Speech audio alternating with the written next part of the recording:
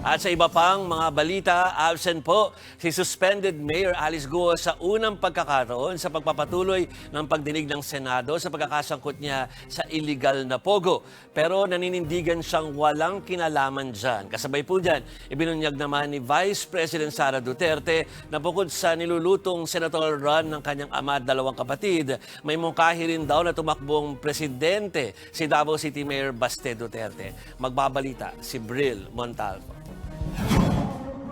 Kinumpirma ni Vice President Sara Duterte na tatlong Duterte ang tatakbo sa pagkasenador sa 2025 midterm elections.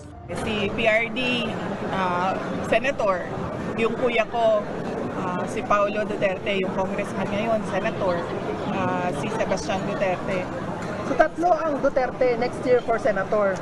Yes, tatlo ang Duterte next year. Confirm na ba? Dagdag pa ng bise, si Mayor Baste ang tinitingnan nilang pambato sa 2028 presidential elections.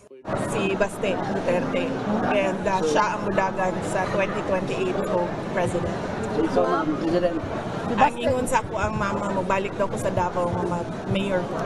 natanong naman si VP Sara kung siya na ang bagong opposition leader. Pero hindi niya ito direktang sinagot.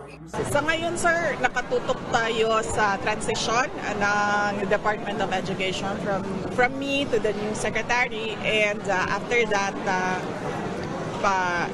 pag-uusapan namin sa Office of the Vice President paano pa hanapin yung mga underserved communities natin para magsuporta kami sa iba't ibang opisina ng gobyerno para pagbigay ng mga proyekto. Patungkol naman sa hiwa na nakita sa kanyang leeg, makahulugan ang kanyang sagot.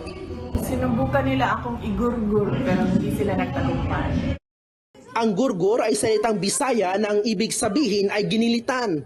Paliwanag ni VP Sara sa video na yan. Hindi naman na siguro kailangan i-interpret yun, very straightforward yun. Tinanong ako kung ano yung sugat na nasa leeg ko at sinabi ko na sinubukan nila akong igurgur pero hindi sila nagtagumpay. Sino kayong sinabi? Silang lahat. Tipid din si VP Sara sa tanong tungkol kay House Speaker Martin Romualdez. Speaker Romualdez, na-miss na daw niya yung unity niyo dati during election and comment. Yung Speaker Romualdez, sa press ko niya kahapon. Yung press niya daw, VP, na-miss niya daw. Anong comment natin dito?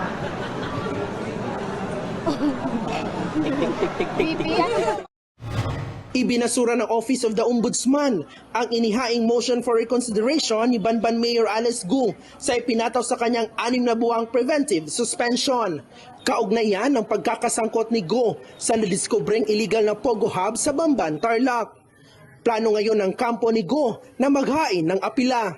Nanindigan pa rin silang hindi konektado si Guo sa ni-raid na Pogo sa Porac, Pampanga matapos matuklasan na parehong taong itong itinayo kasabay ng Pogo sa Bamban, Tarlac.